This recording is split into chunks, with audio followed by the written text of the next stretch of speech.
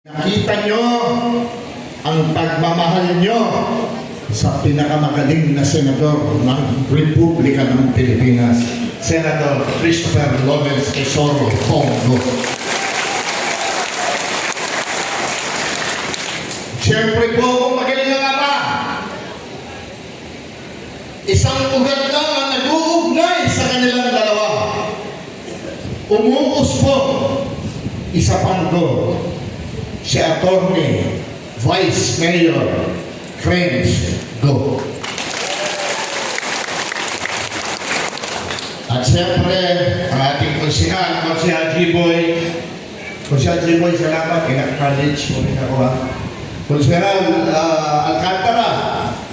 Siyempre, ang pinakamagandang lalaking board member. Hindi naman ako papayag, hindi pinakamagandang lalaki. Tongo Monto. Alam niyo po, masaya-masaya ako ngayon itong araw na to, itong hapon na to. Hindi ko pagkakahabaan na natin sasabihin kasi kaya nga po ako narito ay upang magpasalamat sa inyo. Ibang klase ho kayo. Ibang klase kayong magbigay ng inyong dignidad, ng inyong pangakong tulong. Hindi nyo kinalimutan yan. Ibinigay nyo sa akin yan. Ibinigay nyo sa number 1 senator natin na si Senator Bongo. Eh paano kung tatakbo ng Vice President si Senator Bongo?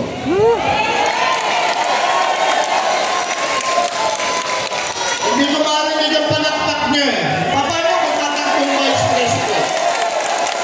Alam niyo, hindi kami nag-uusap tungkol dito ha. Hindi kami nag-uusap tungkol dito. Akin lang ito. Alam niyo kung bakit?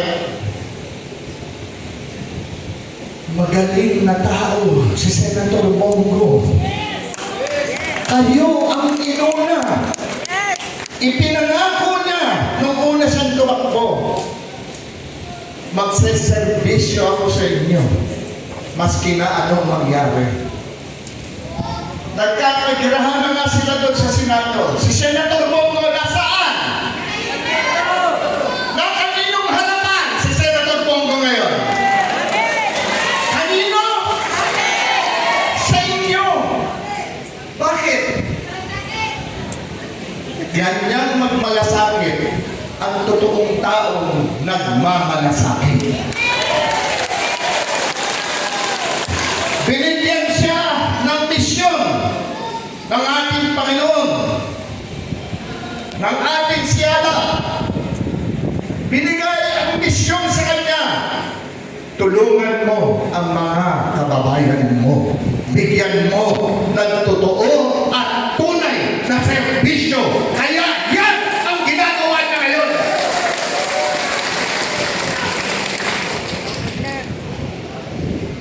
Sa inyong lahat, isa lamang po ang aking mensaheng iiwanan. Kahit anong problema ang dumaan sa buhay natin, kahit na gano'ng kabigat, unahin natin ang Panginoon Diyos, unahin natin si Allah. Hindi tayo pababayaan ng ating Panginoon. Tandaan niyo. Kaya ngayon, hindi ko na pagkakahabaan talaga kasi gusto ko na rin marinig ang aking kaibigan.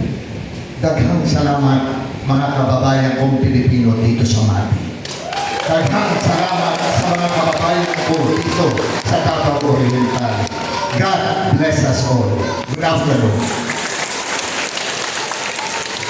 Thank you very much, Philip Salvador. Alas kanhi, ako yun ang giduso nga mapandingan karpuigan kanang improvement sa Davao kaning Mati airport ninyo para magamit na o nag-file po ko sa Senado nga mahimong alternative airport ang Mati para itong mga turista nga gusto mo diretso lang ha. Pagdaghan ng turista, na turismo, daghan og trabaho nga mahatag sa atong mga kaigsunan nganhi sa Davao Oriental. Nikamot gyud ko kabang diri sa Davao Oriental. Unsa pay magpalambo? Ganina giabrihan nato ang Super Health Center ninyo nganhi sa Mati. Ganina namoy tulong ka Super Health Center sa Mati, sa Dawan, diha sa Sentral o sa Dahican, tulo. Sa Lupon namoy duha, sa Kalapagan o sa Bagong Bayan, duha ang inyong Super Health Center. Diha na mo magpa-check up, yang ka program sa PhilHealth, diha na mo magpakonsulta sa inyong mga Super Health Center. Di na mo kinahanglan mo ato Davao. Pero kung namoy pasyente kinahanglan o sabang sa Davao, pagsulti lang mo, ako na yung complete sa inyong pasyente hantod makauli nganhi sa Matik. Ako na yung mag-complete nila. Mutabang yun ko sa abot sa ako makaya sa mga kaisunan nato. Basta, ay mo kaulaw sa ako. As your senator, amigo ta, silingan lang ta, inyo kong bata-bata nanhi. Kanunay ko ninyo makuhit. Huwag ko'y artist lawa sa tinuod lang. Kuha lang yun ito, sinilingan lang yun eh. Pinalangga mo na ako, nanhi. Ayaw mo kaulaw sa ako. Kuhita lang ko ninyo. Di ko mo talikod ka ninyo. Basta maningkamot lang yun kong serbisyo sa abot sa akong makaya, mga kaisunan. As your senator, for the last 6 years, I have authored 27 laws. I have principally sponsored 95 laws. I have co-authored or co-sponsored 197 laws. Kung wala ko'y absent sa unang katuig na ako sa Senado, present ko always. Puro yun na serbisyo.